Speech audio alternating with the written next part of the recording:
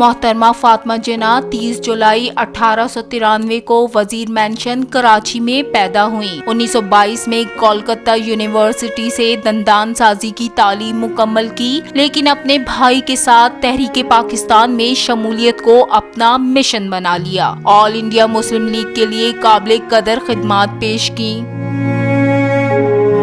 محترمہ فاطمہ جناح 1947 میں دہلی چھوڑ کر کراچی منتقل ہو گئیں۔ پاکستان مسلم لیگ کے پلیٹ فارم سے عملی سیاست کا آغاز کیا۔ 1965 میں متحدہ حزب اختلاف کے پلیٹ فارم سے جنرل ایوب خان کی ڈکٹیٹرشپ کا مقابلہ کیا۔ ملک میں جمہوریت کی جدوجہد شروع کی۔ قیام پاکستان کے لیے ان کی انتھک محنت اور خدمات پر انہیں مادر ملت کے خطاب سے نوازا گیا۔ ملک کے فائدے اور قوم کے فائدے کے لیے استعمال کرنا۔